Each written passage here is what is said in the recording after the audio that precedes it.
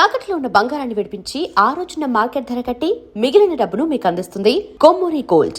But చిత్రం ముందు చాలా కష్టపడ్డారు ఒక సినిమా ఆఫర్ కోసం ఉదయకిరణ్ గారు. ఐ మీన్ రోజు తిరగడం, రోజు ఏదైనా ఒకటి దొరికితే బాగుండు, ఒక ఛాన్స్ వస్తే బాగుండు.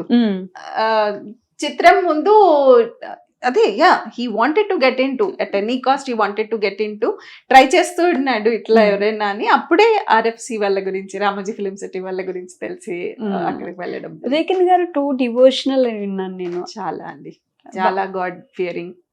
సాయిబాబా ని బాగా నమ్మేవాడు. చెప్పులు లేకుండా నడిచి వెళ్ళిపోయేవాడు. మేము ప్రకాష్ నగర్ కాలనీలో ఉండేవాళ్ళం. మా ఎయిర్పోర్ట్ అక్కడ ఉంది కదా, నాన్నగారు ఎయిర్పోర్ట్ లో పనిచేస్తారు. సో ప్రకాష్ నగర్ లోనే ఉండేవాళ్ళం.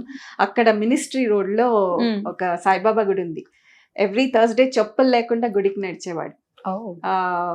నడిచి ఎవ్రీ థర్స్డే బాబా గుడికి వెళ్ళేవాడు. అండ్ ఏ వెహికల్ కొన్నా ఫస్ట్ బాబా గుడికి వెళ్ళి పూజ చేయించేవాడు. ఎవ్రీ ఇయర్ ట్వైస్ షిర్డీకి వెళ్తాడు. షిర్డీ బాబాని ఎక్కువ నమ్మేవారు. చాలా God Fearing.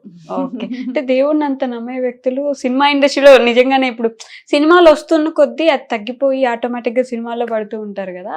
But పెరగలేదండి. Even otherwise అసలు ఇంట్లో కూడా చాలా పట్టింపులు, చాలా అమ్మ ఇట్లా రూల్స్ ఉన్నాయన్నమాట. అమ్మకి రూల్స్, అక్కకి రూల్స్, ఎవరెవరికి సెట్ ఆఫ్ రూల్స్ అన్నమాట. చాలా పద్ధతి ఆయన పెట్టేవారు. అంటే ఏదో పెద్ద సినిమా ఫ్యామిలీ అని అట్లా కూడా కాదు. ఇంట్లో వెరీ నార్మల్ గా మనం ఎలా ఉండాలో అలాగే నార్మల్ గానే ఉండాలి. ఓకే, అలా అన్నమాట. సినిమా మారుతున్న కొద్ది, అంటే సినిమాలు పెరుగుతున్నాయి, మంచి బడ్జెట్ పెరుగుతుంది, ఇంట్లో కూడా కొంచెం లెవెల్ పెరుగుతుంది కదా, ఏమైనా కొంచెం బిహేవియర్ లో తేడా వచ్చేదా? అస్సలు లేదు. అదే అస్సలు లేదు. మ్మ్. అసలు తమ్ముడు, బాస్, తమ్ముడు అనే అందరితో అసలు ఏ మాత్రము.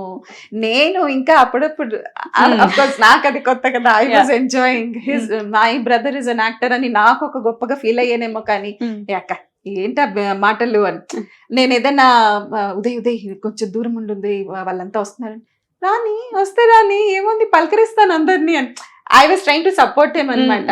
అలా he was very very very easy going. Okay, polite ఉండేవారు. చాలా అభిమానులతో మాట్లాడేవారు. చాలా అభిమానం అసలు. అదే ఎవ్రీవన్. తను రెడీ అవుతుంటే నేను వెళ్ళి చూసేదాన్ని. తను ఏ టైంకి కిందికి దిగుతాడని తెలుసు కదా. అక్కడ అంత బిల్డింగ్ చుట్టూరు వచ్చి కాలేజ్ పిల్లలు వచ్చి నించునేవారు. సో అదంతా ఒక ఫేస్. ఇదంతా మనసంతా నువ్వే టైమే. చెప్పిందంతా మనసంతా నువ్వే టైంలో. అసలు ఆ స్టోరీ ఇన్వాల్వ్ అవ్వడం కానీ, సీన్ టు సీన్ ఆయన ఏడ్చినప్పుడు మనం ఏడుస్తాం యాజ్ ఏ ఆడియన్ అక్కడ కూర్చొని, ఆయన హ్యాపీగా ఫీల్ అయితే యూస్ టు ఫీల్ హ్యాపీ కదా. మీకు ఆ స్టోరీ, ఐ మీన్ ఆ సినిమా ఫస్ట్ టైం అప్పుడు చూసినప్పుడు ఎలా ఉండింది ఎక్స్పీరియన్స్? ఉదయకిరణ్ గారితో కలిసి చూసారా? రిలీజ్ రోజే చూసాము. అండ్ అసలు ఫుల్ ఏడ్చారా? ఉదయకిరణ్ గారు కూడా ఏడ్చారా? అంటే వాజ్ హీ ఎమోషనల్ పర్సన్? అంటే ఎస్ చాలా ఎమోషనల్ అండి, చాలా ఎమోషనల్. తనకి ఏదైనా బాధగా ఉంది అంటే తను ఎక్కువ చూసిన మూవీ సాగర్ సంగమం అండి. తనకి if he wants to really cry out, Sagar సంగమం పెట్టుకుని ఏడ్చేసేవాడు. తను కూడా మాట్లాడుతూ ఏడ్చేస్తాడు అప్పుడప్పుడు ఏదైనా ఎమోషనల్ గా ఉంటే. He's a very very emotional person. Very emotional, very down to earth, అసలు వెరీ సెన్సిటివ్. అక్క తమ్ముడు బాండ్ ఉంటది కదా, అది బయట వాళ్ళకి చెప్పినా అర్థం కాదు. మీ ఇద్దరి మధ్యలో ఎలా ఉండేది అసలు పర్సనల్ గా? అమ్మ నాన్నకి చెప్పను కూడా మీరు ఇద్దరు మాట్లాడుకోవడం, అలా అమ్మకి చెప్పనివి కొన్ని అలా వచ్చి షేర్ చేసుకునేవాడు ఎప్పుడు కూడా. ఈవెన్ షూటింగ్ లో ఏదైనా చిన్న చిన్న నట్ కట్ పనులు అలాంటివి కూడా వచ్చి వెంటనే షేర్ చేసుకునేవాడు. అట్లా హీ వాజ్ వెరీ ఫ్రెండ్లీ. మీ ఇద్దరి మధ్య డిస్టెన్స్ ఎప్పుడైనా పెరిగింది? ఎప్పుడు గొడవలు పడ్డం ఎప్పుడూ లేదు. ఎప్పుడైనా కోపం వచ్చినప్పుడు కూడా ఒక్కసారి అక్క నేను నీతో మాట్లాడిన పో అక్క అంటాడు. బట్ విత్ ఇన్ 2 minutes హీల్ కాల్, కాదక్క అట్లే కాదక్క అని మళ్ళీ 2 minutes హీల్ కాల్. అట్లా ఎప్పుడు అసలు వదిలిపెట్టి ఉండరు.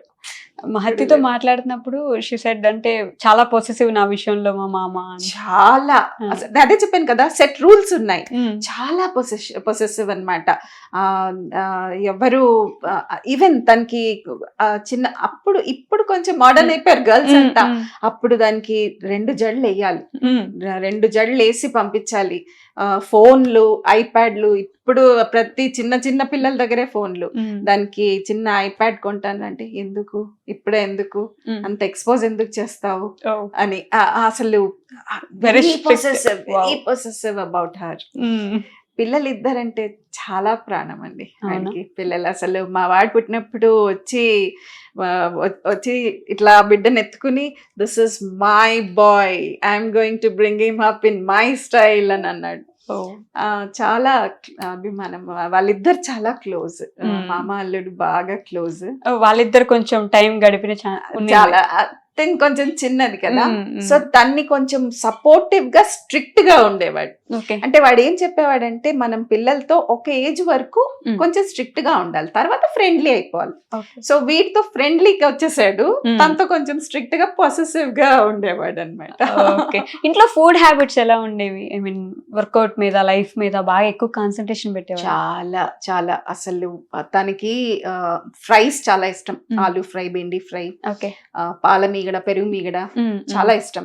కానీ పాపం దీని తర్వాత అన్ని తగ్గించేసాను సినిమాల. అండ్ నేను ఒమాన్ లో ఉంటాను, మస్కట్ లో ఉంటాను. అక్కడి నుంచి వచ్చేటప్పుడు అంతా చాక్లెట్స్, అక్కడ అప్పుడంతా చాక్లెట్స్ తెచ్చేదాన్ని. వెయిట్ చేసేవాడు నా కోసం ఆ చాక్లెట్స్ తినడానికి. బట్ తర్వాత అది కూడా కట్ ఆఫ్ చేసాడు. ఏరా నేను తీసుకొస్తాను రా ఏదైనా, వద్దాక అనవసరంగా తీసుకురాదు అని. ఎంత కష్టపడతాడు అని. కిక్ బాక్సింగ్ చేసేవాడు. అసలు ఇంట్లో పెట్టుకుని కిక్ బాక్సింగ్ చేసుకునేవాడు. అక్కడ ఇల్లంతా రీసౌండ్ వచ్చేది ఆ అరుపులకి. ఏం చేస్తున్నావు అంటే ఆ కిక్ బాక్సింగ్ అంత ఇన్వాల్వ్మెంట్ తో. ట్రెడ్మిల్ మీద పరిగెట్టేవాడండి. ఏమి స్పీడ్ లో పరిగెట్టేవాడు. ఇంత ఎలివేషన్ పెట్టుకుని స్పీడ్ లో పరిగెట్టేవాడు. ఆ పరిగెట్టేటప్పుడు కూడా ముందు ల్యాప్టాప్ మీద ఒక మూవీ పెట్టుకుని, తను అన్ని లాంగ్వేజ్ మూవీస్ చూసేవాడు.